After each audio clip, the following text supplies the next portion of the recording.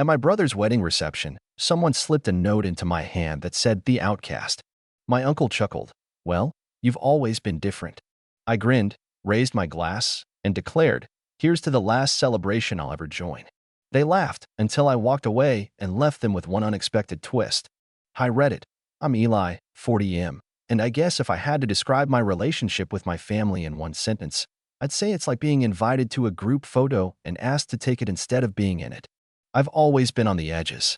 Present, but never really included. Not hated, just overlooked. Or maybe tolerated. That kind of thing leaves its marks. I wasn't always the weird one.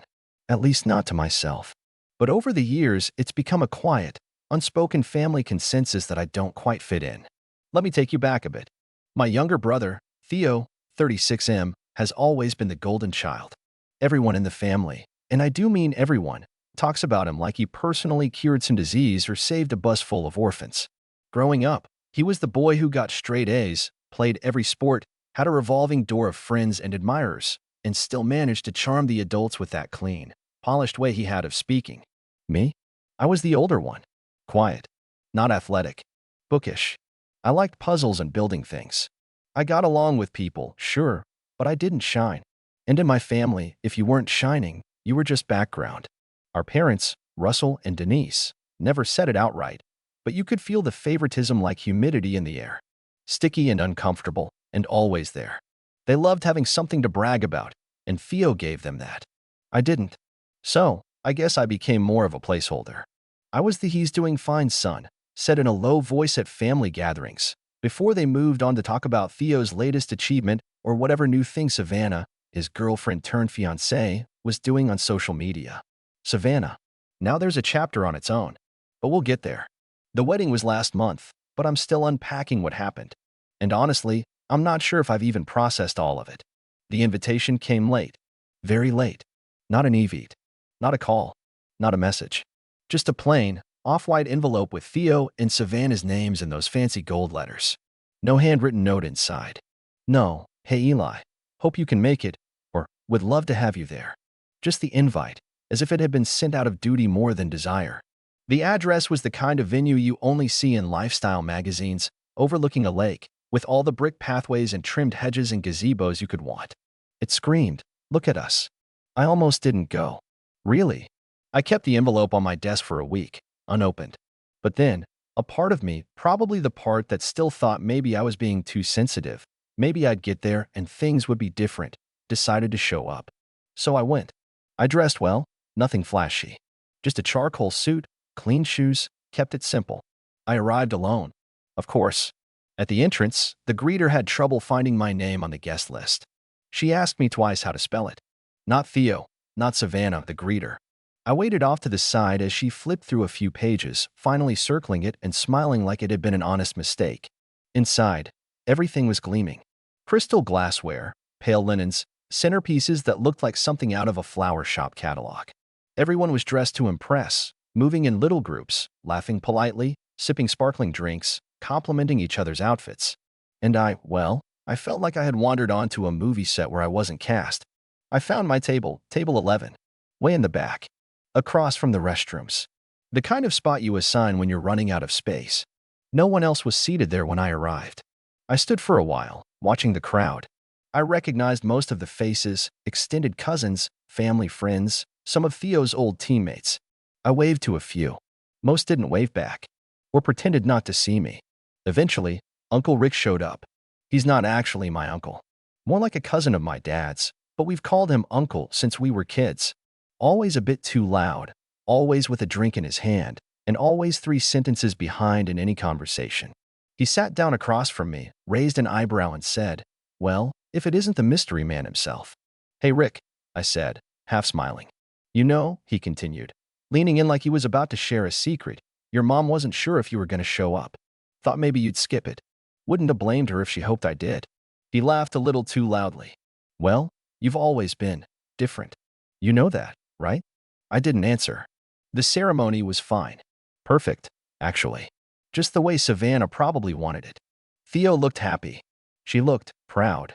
I couldn't help but feel like I was watching a play from the wrong row. Like I wasn't supposed to be there at all. After the ceremony, the reception started. Guests mingled, soft music played, trays of hors d'oeuvres passed by like clockwork. I stayed in my corner, watching the room shift and settle. Then, just after the first toast, given by Savannah's father, long and poetic and full of gentle sobs, I felt a tap on my shoulder. I turned. No one was behind me, but someone had slipped a small folded piece of paper onto my plate. Just a plain note, folded once. I opened it slowly, half expecting it to be some kind of menu correction or a leftover thank you tag. Instead, it just said, "The Outcast." No signature, no context, nothing else. I stared at it for a long time.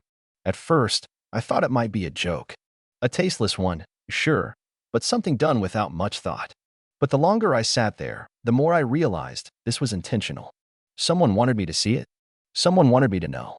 And for the first time in a long while, I didn't just feel excluded. I felt targeted. Uncle Rick saw it. He leaned over, chuckled, and said, "Well, you've always been different." That's when something in me clicked. A quiet, still kind of resolve. I lifted my glass, stood slowly, and said just loud enough for those nearby to hear, "Here's to the last celebration I'll ever join." They laughed. Uncle Rick snorted into his drink. A cousin behind me giggled and whispered something I didn't catch. They thought I was being dramatic, but they didn't know what I'd done, what I'd planned. And as I walked away from table 11, slipping the note back into my pocket, I locked eyes with Savannah from across the room. Her smile faded. She knew. That's when the real story began. As I walked away from table 11, I didn't head straight for the stage or the front of the room. I moved slowly, like I was just stretching my legs, weaving through clusters of guests who barely registered me. People were too busy chatting about the food, the string quartet, the honeymoon in the Maldives. The sort of conversations that sound smooth and glittery on the surface, but underneath, they're all about impressing each other. I made my way toward the long row of windows overlooking the lake. From that vantage point, I could see the whole ballroom. Savannah was still frozen in place, her smile stiff as plaster, while Theo leaned in to whisper something in her ear. Her eyes flicked toward me once, quickly, like checking the location of something she didn't want to lose track of. That's when I knew for sure. She was worried, and that meant she remembered. Let me pause here. I didn't come to this wedding with the intention of making a scene. I don't thrive on attention. I don't raise my voice in public. I don't argue at dinner tables, and I definitely don't start drama at major life events. But this wasn't just a wedding. This was the final page in a story that's been written behind my back for years. Let me tell you a little about Savannah. She and Theo started dating 5 years ago. They met at a fundraising gala, which is fitting because Savannah has always been more about image than substance. She came from a well-connected family, the kind who donate plaques to hospitals and smile too brightly in professional photos. On the surface, she was charming, polished, sweet in a way that made your teeth ache. But it was all very performative.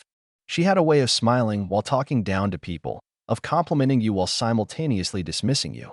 I caught on to it early. She didn't like me, and it didn't take long for me to realize why. I didn't fawn over her. I wasn't dazzled. And worse, far worse, in her eyes, I noticed the cracks in her mask. The first time she came to a family dinner, she made some joke about my job that no one else seemed to catch. I'm an architectural designer, not flashy but solid work. She said something like, "Oh, you draw little buildings, how fun," with a grin that didn't reach her eyes. Everyone laughed. Except me. I just looked at her. "That's one way to put it," I said. "Though I prefer buildings that stay standing." It was quiet for a beat too long. Then she laughed, louder than necessary, and changed the subject. That was the beginning. Over the next few years, I saw how she slowly shaped Theo. He was already the favorite, but Savannah polished him. She steered him away from old friends, from hobbies that didn't fit her aesthetic. She got him into events that required tuxedos and speeches. She helped him switch careers, and within 2 years, he went from working in local sports development to managing luxury properties owned by her family. The change was subtle, but it happened. And my parents? They adored her. She made their family photos look expensive. As she became more ingrained in the family, I became less visible. My name disappeared from holiday plans. I stopped being asked to pop by for dinner. Even my niece, Theo's daughter from a previous relationship, started calling Savannah a mom, while I was reduced to that guy with the books. So no, I didn't come to the wedding to cause trouble. But I also didn't come unprepared. Because a year ago, something happened. Something Savannah never thought would surface. And the funny part is, If she hadn't tried to have me uninvited from this wedding. If she hadn't gone out of her way to humiliate me. If she hadn't sent that note to my table to twist the knife just a little deeper. I probably would have let it go. But people like her can't help themselves. You might be wondering what I brought with me. Not an object, not a gift, but something far more powerful in families like mine. Information. I turned from the window and headed toward the far side of the ballroom, where the wedding planner's staff had set up a small table for speeches. The MC was reading off the schedule for the night. Cutting the cake, first dance, group photo, more dancing. I waited. Savannah's maid of honor, a woman named Trina who looked like she had walked out of a luxury boutique window, finished a speech full of recycled magazine quotes and awkward laughter. People clapped. Glasses clinked. Then, the MC returned. And now, the groom's brother, Eli, would like to say a few words. A few heads turned, surprised. I hadn't told anyone I'd be speaking. Savannah's eyes widened. Theo looked confused. Not worried yet. Just puzzled. I stepped up to the microphone. No script. No note cards. I'd been holding this speech in my chest for a year. Thank you, I said, glancing at the room. It went quiet. I wasn't planning to say anything today. I didn't expect to be asked. In fact, I wasn't even sure I'd be here. A few polite chuckles. Mostly silence. But I'm glad I came. Because celebrations like this are meant to bring family together, right? They're about love, about support, about knowing who's standing beside you. I looked toward Savannah. She had gone perfectly still. And it's during times like this, when everyone's watching, that the truth matters most. Theo tilted his head. Eli, what are you? I held up a hand. Just a few more words, I promise. And then I said the name. A name Savannah recognized. A name from her past. A name she'd worked hard to bury. And that's when the air changed. The laughter stopped. The name I said, Mara Benton, meant nothing to most of the room. But to Savannah, it was like I had dropped ice down her back. Her posture shifted, subtly but unmistakably. A muscle in her jaw clenched. Her hands, which had been resting so delicately on the tablecloth, slid under the table. Theo leaned forward in his chair, confused. Who's Mara Benton? He asked, half laughing, looking around like it was a joke he wasn't in on. But Savannah didn't laugh. I let the silence settle. A long, uncomfortable kind of silence. The kind that makes people glance at each other, wondering if they're supposed to step in. No one did. She's not here today, I said, voice calm. But she sends her regards. A few people laughed again, uncertainly. I ignored them. My focus stayed on Savannah. Mara and I met about a year ago, I said. Total accident. We were both at a design conference in Seattle. I gave a small talk about sustainability, and she introduced herself afterward, said she used to work in real estate marketing. We grabbed coffee, chatted about the industry, nothing unusual. But as we kept talking, I mentioned my brother's name. And then his fiancée's. I paused. Savannah's lips were pressed so tightly together they were turning pale. She froze. Just like you're doing now, Savannah. A low murmur began drifting through the tables. I could see people shifting in their seats, eyebrows raised, mouths slightly open.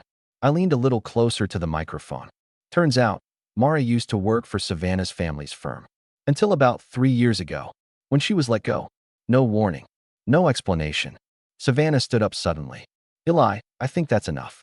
I raised one hand, calm and quiet. Just a few more moments. Theo turned to her. Save, what is this? She didn't answer. Her face was unreadable now, cold and collected in that way she always fell back on when she didn't want to give anything away.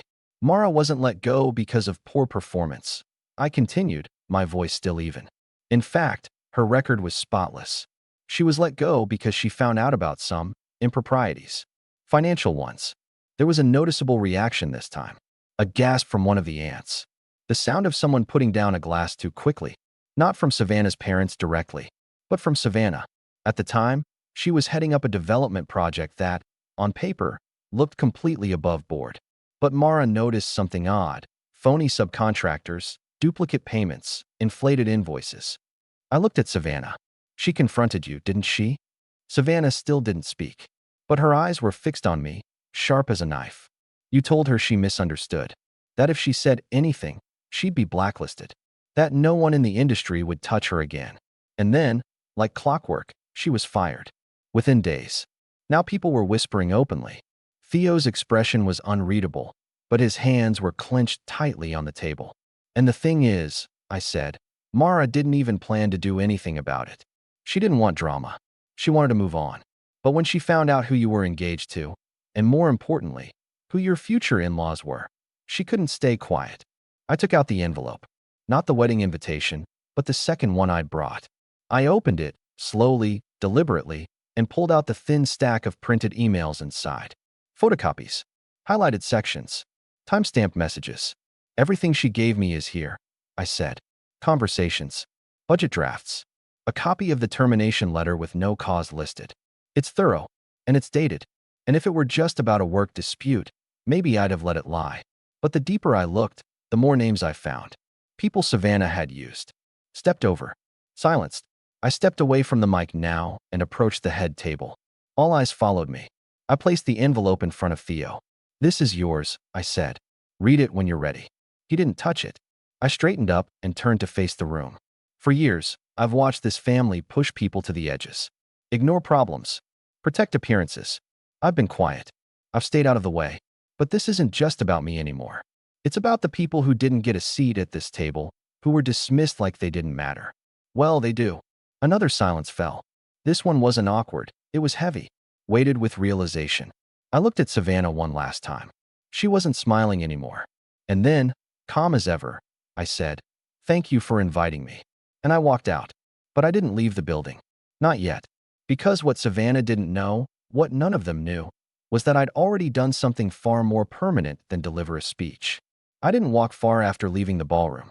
Just down the corridor and into a small side room that had been set up with a few chairs and leftover decorations. It was empty, quiet, and dimly lit by a single overhead fixture.